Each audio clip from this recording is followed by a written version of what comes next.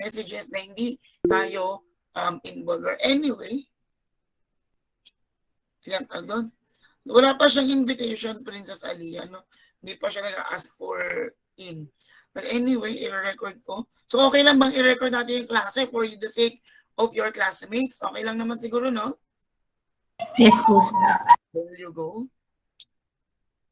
Just wait. Okay. So after this, no, I know that I gave you an assignment. I gave you an activity last week. We will continue discussion. No, we will continue our discussion regarding on the business ethics. No, as you have your recitation na, but still I want to clarify things based on sa mga nabasa ko and based on sa understanding po ninyo. Ano po? Then we will start our class with this concept of business ethics. So we have different approaches to ethics and its social responsibility. We have a lot of, when we say approaches, no, how are we going to adopt, paano pine-perform, paano nagkakaroon ng function, itong business ethics na po ito, and its social responsibility. Malinaw po ba? Okay, number one, I give at least one, no? Once I call your name, give at least one, no, approaches to ethics and social responsibility. Mark Philip, since ikaw ay naka-off cam, Mark Philip, hello? Sir. Naka-off cam ka, ano?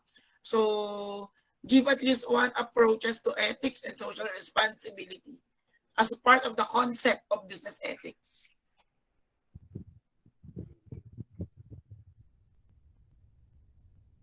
Mark Philip.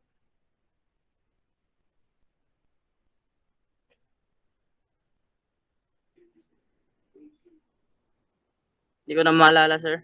Consequentialists. Those are other approaches, but I am asking for ethics and social responsibility. So we have 7 first, no? Pristine capitalist. So among you guys can explain what pristine capitalist is. Emmanuel Lusorgo, tama ba? So what is a pristine capitalist as part of this ethics, no, and social responsibilities? Sir, tungkol po yata yun dun sa, ano po, sa company po siya nakafocus, yung paglago po ng company. Yes, pristine capitalist is an ethics wherein they are doing their job, they are doing their action just to provide the wealth, now just to provide profit for the company. Hindi nila iniisip anong effect nito on their business environment, anong effect nito in their shareholders, but they are focusing only on how to gain profit, how to gain wealth. Ibig sabihin, paano yayaman, paano sila kikita. Malinaw po ba? And what is expedience? No? Ano naman daw po sa expedience? So may I ask Gabriela Dumdum? Expedient, sino daw po siya?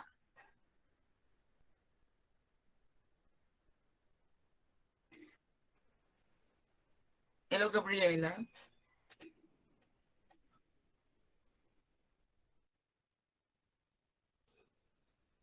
Sino daw po sa expedient? Gabriela Dumdum.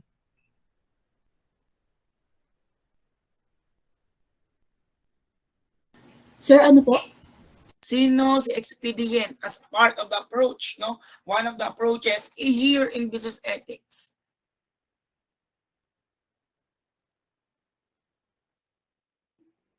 No idea po, sir. Sorry. Okay. So, si expedient po, it is an approach to ethics wherein they provide or they consider government actions, they consider government decisions, government rulings, no, in their operations.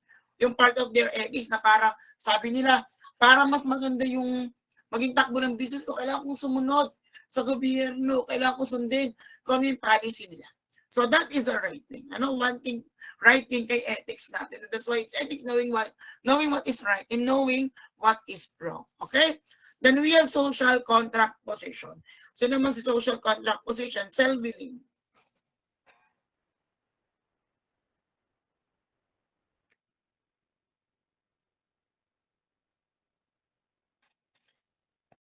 Social contract position. Yan. Jerwin? Wala pong idea, sir. Yan. Okay. So hopefully natatandaan nyo doon, kasama to dun sa pinagawa kong activity sa inyo, no? Si social contract position, siya naman yung sinasabi natin, before they proceed on the operation, they should be registered. They should have documents to present that I am allowed to operate. Na may lisensya, no? Meron silang document, may registration na pwede na ako magpatakbo ng business ko. So that is a social contract position. Inaalaw mo nila na parang restaurant, no? Bago mag-operate, dapat yung product nila napacheck natin sa mga food expert. Dapat yung lugar nila, may fire extinguisher, may fire inspection. Diba? Kasi dapat yung food nila, ay alam nila kung is it good or bad. So yun po yung sinasabi natin social contract position. Malinaw po ba second year? Malinaw po? There you go, no? Then we have also next one, the social ecologist, no? What is a social ecologist naman? Dayan Teves. My opinion, sir, is if yung about the environment po, or if economically right po yung, or yun po. Okay, when we say social ecologist naman, no? Si Dayan Teves, parang tatlong klase ko, ikaw estudyante kita, ano? Ayan, di ako mahal na mahal mo ngayon, ano? At tatlong subject ang aking handle sa iyo. Well, anyway, so going back kay social ecologist, it considers environment. It considers the ecology, if it is harmful or not. Para po yung CSR na bawal kang magtapo ng dumi ng business mo sa ilog. Kasi nga, that is ipinagbabawal ng environment ng society. Okay? So, yun yung sinasabi po natin dito kay social ecologist. Kay socialist naman, ito naman yung tinatawag natin redistribution of profit, redistribution of income. Ibig sabihin, kung mayaman si company, hindi lang dapat si owner yung mayaman. Dapat also si workers. No? Also si employees. Yun naman si socialist. Then, sino naman si radical feminist? Larry Hart. Sino naman yung radical feminist? Hopefully, naaalala mo siya. Ano nga? Sino si radical feminist? Sir, no idea po, sir. Nalimutan ko po eh. At bakit naman 1 week pa lang ay nalimutan nyo na? Ano? Ba't naman, dapat sabi sa inyo, kalimutan nyo ng lahat, wag lang ako. Ano? Ikinalimutan nga ang ating radical feminist. Just kidding, no? Sige, it's fine na sa dami yung iniisip, ang dami yung magmi-midterms pa, no? Good luck sa inyo. Kaya, yan. Well, anyway, radical feminism, it talks about, no, ang tinatawag nating masculinity in nature. Ibig sabihin po, ano, dapat yung business daw, siya yung may aggressive. Bilang ikaw ang business, nagbabayad ka ng tax, you are powerful, no? Sinusundan mo yung hierarchy. When we say hierarchy, may government ako, may policy siya, susundin ko. May tao ako, alam ko ano yung dapat kong iutos sa kanya. At alam ko dapat, no, yung tinatawag nating superiority kay radical feminist. Ano po? Kay feminist po, na radical feminist, alam natin yung superiority na tayo ay competitive, alam natin yung maging tinatawag nating dominante, na tayo dapat ang masunod, and etc. But all of those information should be in the right things, no? Right activity, yung tamang gawin. Ano po? Then, bakit po hindi nila sinabi na na-consider yung feminine traits? No? Bakit hindi sinunod ng buo? Nakadiniwala sila that the feminine traits, no? It talks about maawain, no? It talks about the tinatawag natin na equality. Though, nakikita rin nila itong feminine traits na these are good function to operate your business well, to operate an organization well. Ano po? Then what is a deep ecologist? Ano? Sino naman si deep ecologist? Ito naman. Okay, si deep ecologist naman, ito yung sinasabi natin na alam lang natin kung ano yung dapat nating galawin. Ibig sabihin, kung hindi natin ownership, hindi natin yung pag-aari, wala tayong karapatan gamitin yan. Okay? So, ibig sabihin ay we should know our limitation, especially in the use of environmental resources, in the use of natural resources. Malinaw po ba?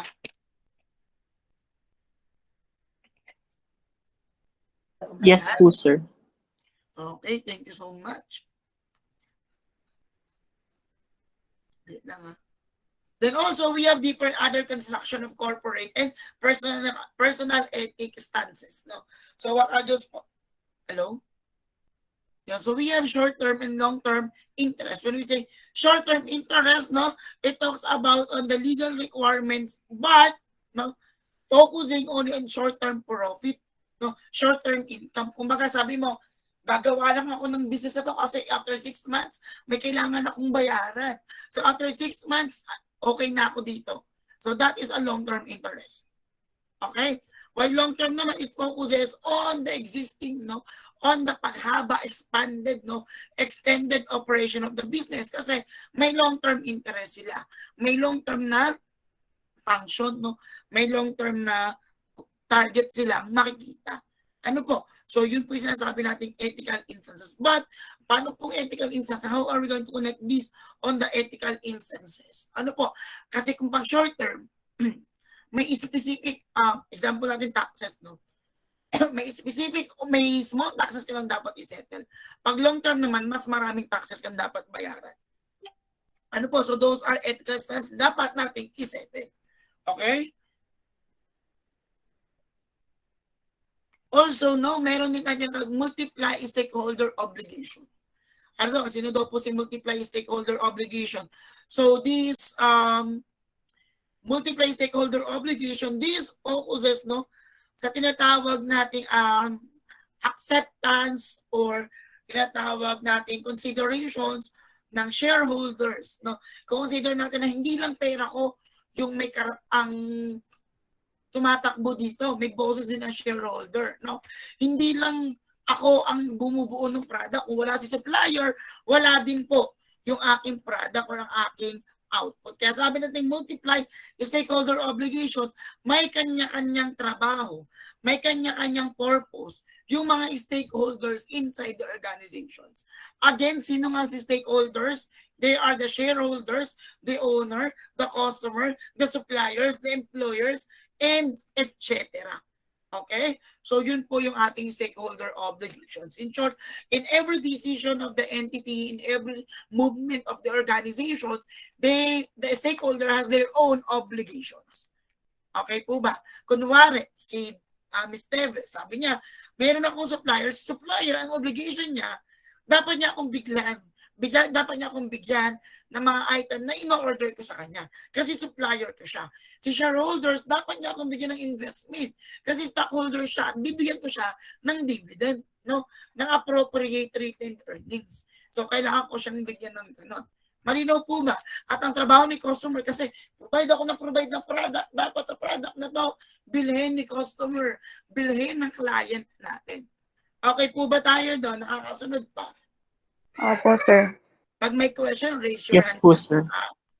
Okay. So, may message pala dito.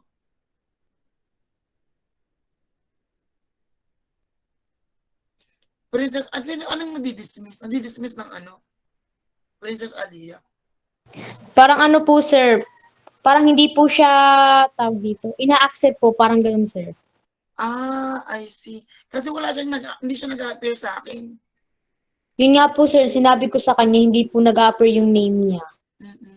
Okay, so naka-record naman, no? So going back, shaper of society. So sabi natin, an organization, ang tinatawag natin help na bumubuo dapat siya ng pagbuo, no, pagyaman ng society. That's why, di ba, kung makikita niyo yung mga city, municipality, accept ng mga manufacturing company, ng business organization in their constituent. Kasi isa yun sa bubuo ng income at isa yun sa magbibigay ng pera kay munisipyo or kay city hall para makatulong sa kanilang constituents. Ano po kaya ginagawa ng shaper of society? Dapat vision ng isang organization na hindi lang sila basta yumaman but also tumulong on the society, no? Magbigay tulong. Kaya yung iba, kung mapapansin nyo, yung ibang businesses, sabi nila, hiring ako pero ang priority ko, kunwari, dapat taga-Tanawan. Kasi yun yung kanilang goal, makatulong sa Tanaweños. Malinaw po ba? Malinaw po? Yes, sir. So again, no, what are those, unang, ulitin natin, ano muna ulit, yung 7 muna, no? 7 ethics approaches and its social responsibility. So una, we have pristine capitalist. Second, expedience.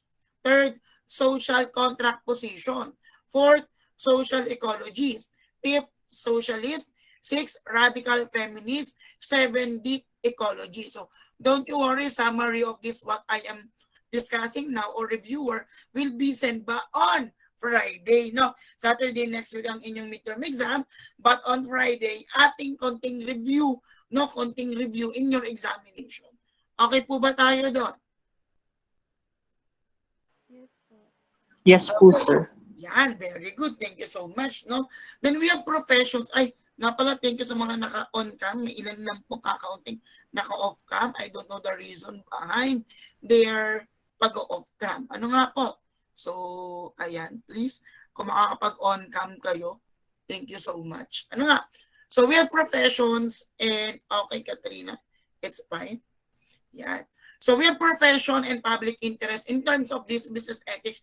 Why do we need to identify the profession? No? Kasi po si profession, siya po yung alam mo dapat ano yung work mo, ano yung ethics na dapat mong i-perform, ano yung ethics na dapat mong ipakita in your working environment, in your organization. But I want you guys to differentiate sino ba si profession at sino si professionalism. Ano nga po? Sino si profession at sino si professionalism? Okay, so we have, may I ask Clarice? Sorry. Hello, Clarice. Clarice Villegas. So, sino si profession? And how is it differ to professionalism?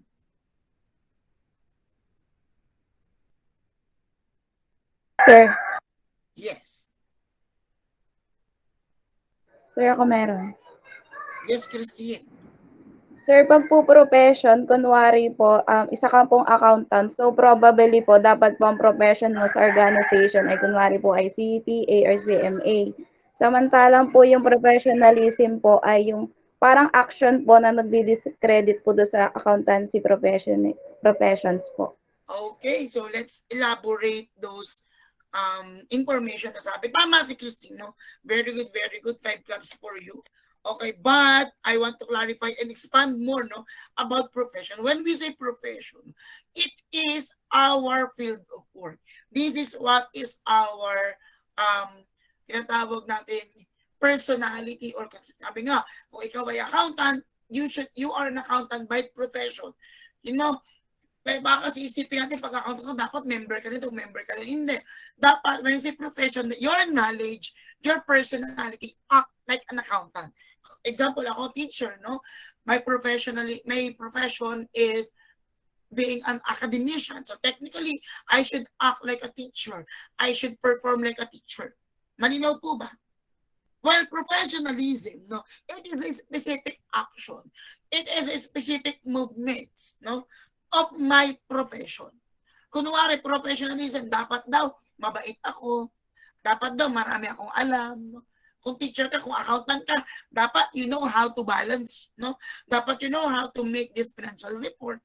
Yun yung professionalism. No? And technically, iba na may professionalism in the attitude, iba na yung professionalism in the work. When we say on the attitude, that is on the behavior. Okay? When we say on the work naman, you should do a specific job description na meron ka dapat. Wait lang ha.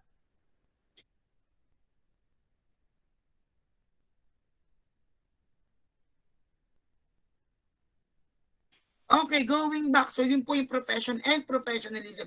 Hopefully, na-integrate natin yung difference of the two. Because in business ethics, those are important to identify. Ano? Because we will be sooner, no? Papasukin natin yung business world. So dapat our performance, our attitude, our ethics will be shown.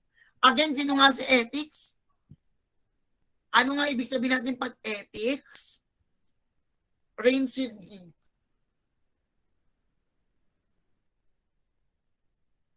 Rules and principles that you have to know what is right and what is wrong. Ano po? Doing what is right and doing things right. Those are ethics. Ano po? Those are tinatawag natin na ethics. Okay? So actually in our profession, in accounting profession, there are lots of ethical standard, no? Kay management reporting, madidiscuss nyo sino ba yung mga different ethical standard that an accountant may perform. Okay? Yan. So,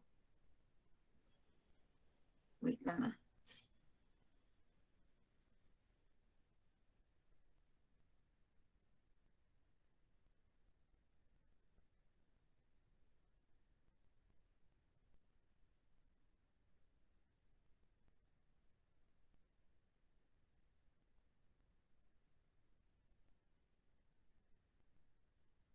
Okay, also, din sabi, wait, pasensya na.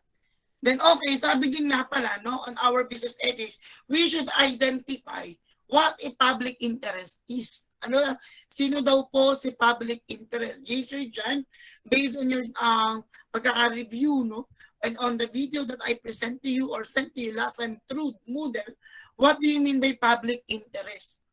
Sir John. Parang sir, yung po siya sa ano po, yung government po ay involved po dito. Tapos yung mga policies po ay na nako-consider po ng mga tao po na may public interest. Ganun po. Okay, so di ba nag-taxation na kayo? Nag-taxation na ba kayo income tax? Ano sabi sa taxation? We have 3 inherent power, di ba? So what are those inherent powers? So we have, ano yung una? We have 3, di ba? Anyone? Police power po. We have police power, we have eminent domain, Police power. taxation, di ba? Those are the 3 inherent power. So sabi natin, mayroong police power, and police power is part of what we call public interest. Ano, because public interest focuses on the safety, the public safety, the public concern. Ano po? Yun yung sinasabi po natin. Those are, when we say public interest, it's concerning about the society. No, it's concerning about the public. Though if it crime, it is pagtulong, it is not. Those are public interest. But in our field, in business po, no, when we say public interest, no, it focuses, no, it also concerns with how this organization, how this company help or secure through secure their society or their environment. Ano po? So yun po yung sinasabi natin. The public interest sa ating profession. No? Ayan. So even in the use of common funds, in the use of public funds, in the use of, tinatawag natin yung wish ko lang, di ba? Those are public interest, no? Kasi they are helping, no? They are concerning about the needs and of their society. Ano po? So yun po yung ating public interest. So police power is number 1 inherent power that focuses on the public interest. Though lahat naman yun ay may public interest, but police power has the main objective on the public interest. Okay. The next one. Hoy, pasensya pala at pinapasok kayo ng mas maaga-aga. I think these are better naman kaysa gabihin tayo, no? Doon sa 2B, no? Kaysa abutin tayo hanggang 6. Well, anyway, tsaka may pupuntahan ako mamaya. Baka hindi ako makapagklase. Sayang naman. Ano nga? Sir, may padayday na pa kayo ng gagabihin. May pupuntahan lang pala kayo. Ano nga? So, technically, yun talagang reason. At least, I am transparent. No? But anyway, sa business ethics, we have tinatawag natin codes of ethics. No? So, we have codes of ethics. So, what is a code of ethics means?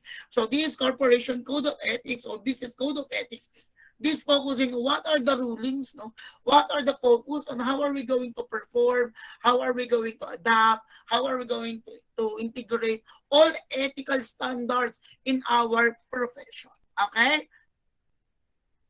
Wait lang.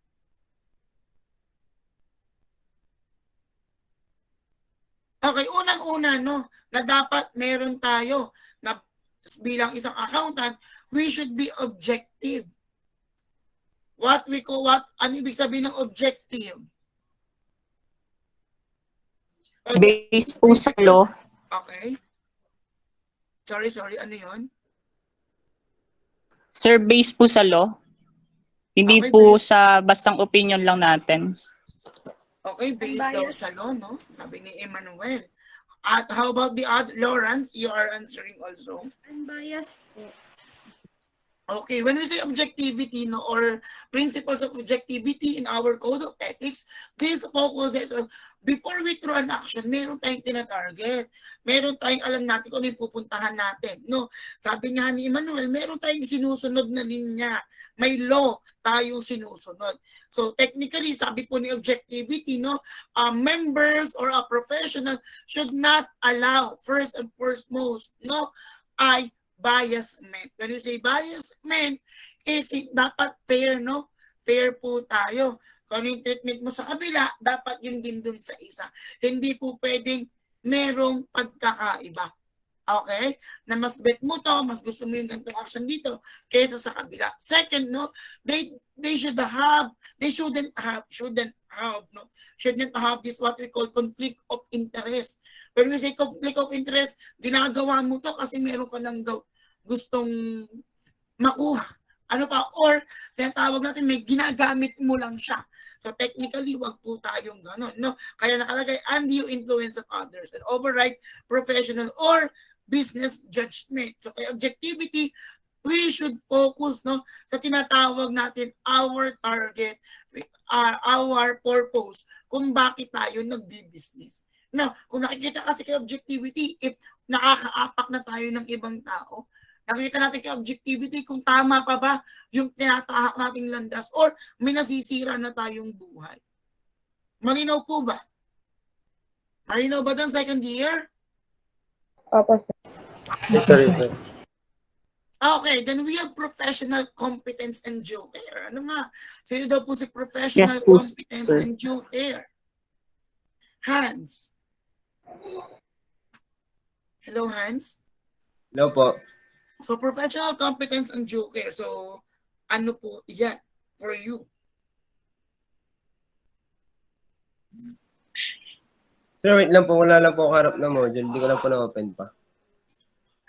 Wala din naman yung sa module. Ano nga? So, doon na sa ginawa niyong activity, no? So, what is a professional competence and due care? Si Christina daw may isasagot. Sige, Christina Rose. Sir, ano po, yung pong yung members po dapat meron po siyang skill and knowledge po dun sa kanyang ginagawang job. Kailangan po, Sige. saka po Tingnan natin, no? maging- Professional competence. Tama, no? Si Christina Rose. Dapat when we say professional competence, bago mo tahakin at bago mo tanggapin ang isang specific action, specific work, specific job description, you should know the knowledge. You should have the knowledge.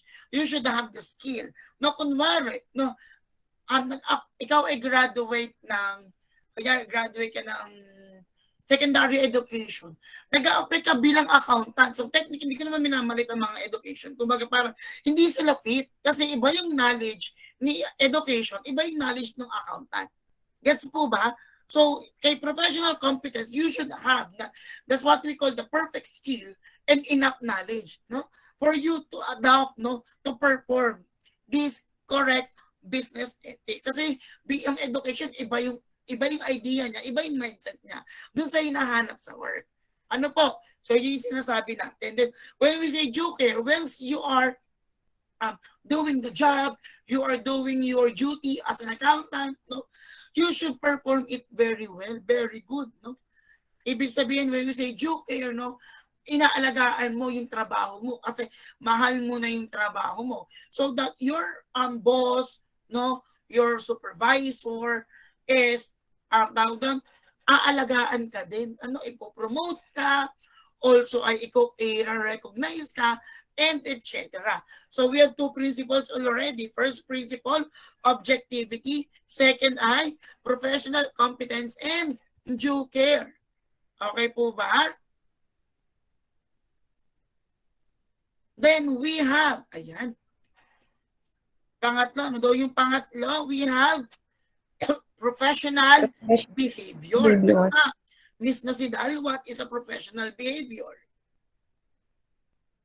Members Members should comply with the laws and regulations of company po. Okay, members have to comply in what? In Laws and regulations po. okay, bakit po? No, because since you are, no, kasi sabi nga sa batas, no, ignorance of the law excuses no one. So lahat naman to, lahat po, even the Code of Education Ethics, no, lahat ng Code of General Ethics, Code of Business Ethics, Concept of Business Ethics, they are all should follow what law and regulation is. What are those? Para ma-perform at mas maayos yung kanilang trabaho. Okay? Kay professional behavior, tatandaan po natin, they should perform correct professions. They have to perform laws under their profession. They have to obey laws under their profession. Okay? Then we have integrity. Ito yung sinasabi natin pinakamaganda sa lahat. The integrity. Gianmarco, what is integrity based on what have you watched an activity last week? Straightforward and honest po. Okay, when we say integrity, straightforward, kunwari nangaway ka, sasagutin mo agad siya.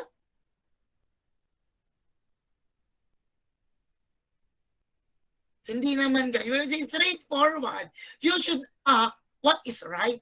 Ipakita mo kung ano yung tama. Again, another thing sa integrity po natin, pag binigyan ka ng work, gawin mo yung trabaho mo kahit walang nagtitingin sa'yo. Okay? Yun po yung sasabing integrity. And also, you should be honest. No? Hindi lang basta honest. No? Mas maganda rin yung loyal. Hindi lang honest. Mahirap naman yung lagi ka lang honest pero hindi ka rin loyal. No? So, ayan. Well, anyway, another thing, no? Integrity, these are the technically normally din na nangyayari in our business wherein nagiging basis of recognition, no, and promotion. Si integrity po. Ano nga? Okay, then also we have confidentiality. So this confidentiality, this focuses naman, no, that all items, all amount are private. No? All details are, mayroon ng specific na tao na dapat nakakaalam at may gumamit ng document na to. Ano, especially in our profession, because we will be handling, no? We will be handling what we call pera or alam natin yung financial stability, financial status ng isang entity. We should know this confidentiality. That every information na alam natin ay confident. Huwag tayo munang maging marites, no? Huwag muna tayong marisol, no?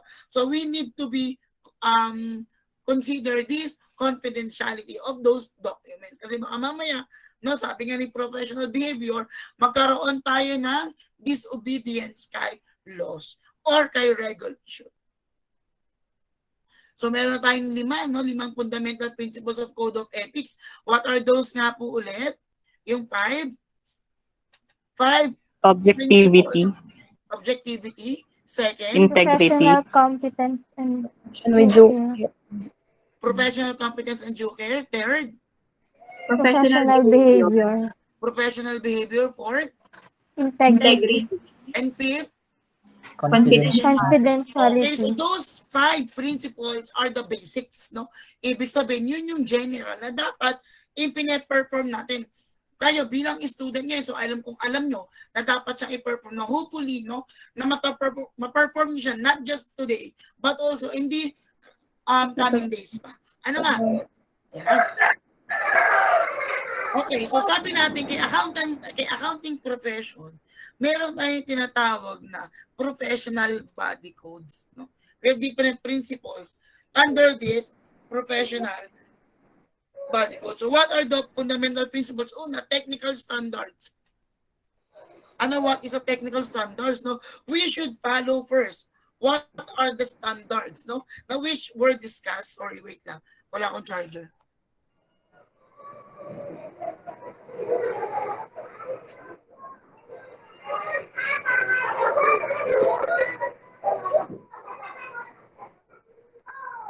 technical must be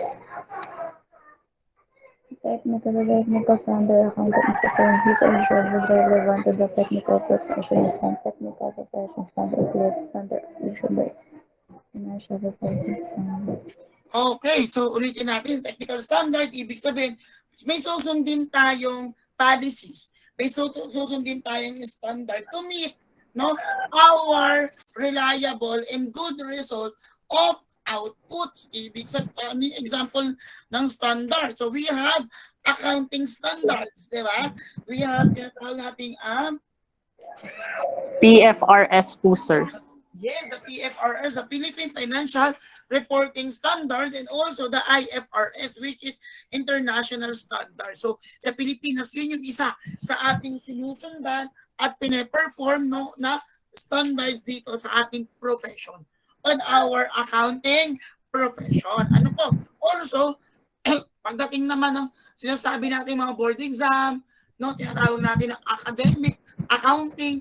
So we are following the BOA ruling po. under Board of Accountancy. Ano po? Kay Board of Accountancy. So yun po. So hopefully masusundan po. Even no policy, kunyari, may standard kay PICPAT. Kilala si PICPAT, Philippine Institute of Certified Public Accountant. May sinusundan kay ACPAE. So they have those technical standards din. Pine-perform at ibinibigay sa ating mga accountant. Okay? Then again, another principle after technical standard, meron din po dito objectivity. So bilang mga accountant, we should know how to be neutral. Ano? Neutrality. When we say neutrality, we should be free from bias. No? No, yun yung sinasabi natin. May tanong pa, ha? May tanong kayo? Yun, sabi natin, same with the Code of Business Ethics, after po ng obeying technical standards, objectivity, meron din po tayo ditong professional competence and due care. Because bilang accountant, no, we should be competent. No, we should have skills. No, alam natin dapat accounting skills. Kaya nga tayo nag-aral ng college. Kaya po tayo nagbabasa ng libro, ma-attend ng seminars. Because bilang accountant, alam natin different policies in our profession. Ano po? Ayan, then also professional behavior as well. So we have accounting law din naman, no? Meron tayong mga tax laws na sinusundod and etc. So dapat sinasa puso at iniintindi natin ng malinaw yung ganong information. Integrity and also this confidentiality as well should be performed in this what we call accounting standard, na accounting codes po. Ano? Okay, just wait lang po.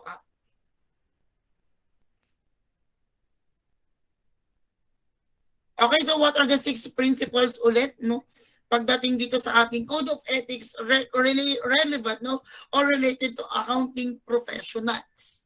First, we have the technical standards. Second, Technical Objectivity. standards. Objectivity. Professional competence and due care.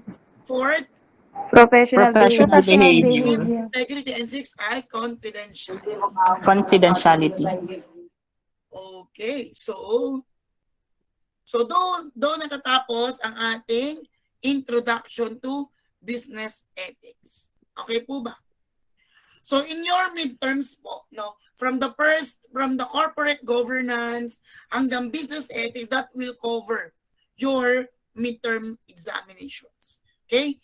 So, in your examination, I will be, no, kahit hindi ko pa siya nag-exam, but I will be focusing, no, first, on the multiple choices, no, true or false on the situational. Third naman is identifications. I will be not providing what we call enumeration kasi napakadali naman, no. And also our essay, hindi pwedeng mawala ang essay, which is favorite ni Mark Phillip, no? Sabi niya last time. So hopefully, no, by the midterm, sa next week, ibibigay ko po ang exam on Friday. Ipapasa nyo on Saturday. Okay ba yun sa inyo?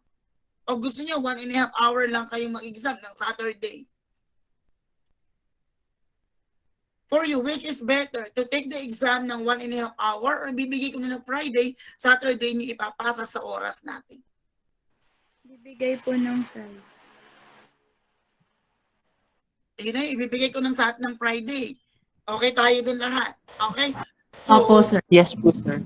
I'm hoping, ganito lang naman yung magiging ano tawag doon, yung magiging pakulo doon, no? Kung ibibigay ko ng Friday, ibig sabihin madami yon. Pero kung ibibigay ko ng Saturday, syempre mga 1 to 50, 1 to 70 lang yon. Ayun. So, you choose, magbibigay ako ng Friday. Siguro mga 1 to 80 lang yun. 10 lang yung diferensya kung sakali. No? So, but anyway, so yun po yung ating magiging examination. Okay, good luck and God bless. So, I think our module 1 to module 4 are done. Ano nga po? So, mag-upload ako ng mga modules. Deadmahin nyo na lang. Ibig kasi, di ba, napaquiz ko na kayo, yun din naman yung mga napaquiz ko doon sa module. Ano nga po? So, baka kasi makita nyo, sir, nag-upload kayo ng modules, mayroong mga activity. Doon napagawa ko naman na advance kasi, yung activity. Ano po? So, late ko lang na-isend yung pinaka-module. Okay po tayo doon, second year? Yes po, Yes sir. po, sir. Yes po, sir. Okay, sino sa inyo naka-laptop? Ako po. Wala. Pwede yung mag-request for screenshot. Tapos send mo na lang sa GC natin. Okay lang ba, Mr. Sige po. Tenorio? Okay. So, again, no, good luck. Ay, isa ko lang muna. Ito. Ating recording. Ayan. So, in your examination, again, good luck. Hopefully, hindi lang kayo sa subject ko mag-review. But also, kung kunyari, baka nahihirapan kayo sa... Ano ba mga subject nyo ngayon? May conceptual ba kayo ngayon? Wala, intermediate accounting. Yes po, sir. Conceptual at intermediate parehas? Intermediate lang po, sir. Intermediate lang po. Well, anyway, kaya nyo naman yan kayo paano? BSMA kaya kayo, no? Accounting major tayo, no? So, ibig sabihin po, good luck and God bless. I'm hoping na by this coming midterm examination, walang babagsak. Ano po, kung may makatake sa inyo, makareceive sa inyo ng perfect score, not only in my subject, but the other subject, sabihin nyo sa akin, but I'll give you a reward. Okay? Kunyari, perfect nyo sa intermediate accounting, sir, sana po, no? Kahit napakahirap, sana po, no? Kung perfect nyo yan, no? Sabihin mo sa akin, bibigyan kita ng reward. Ano nga po, mali na tayo doon sa second year, ha? So, and also make your mama proud as always. So, for now, I think let's have a smile bago mag-screenshot si Mr. Tenorio. Provide your perfect smile. Sige po, isa po po. No? After 3, 1, 2, 3. 1, 2, 3. Okay na ba? Thank you so Okay na much. And let's call it a day. God bless, stay safe and dismiss. Bye and see you soon. Salamat po, sir. Thank you po, sir. Thank you, sir.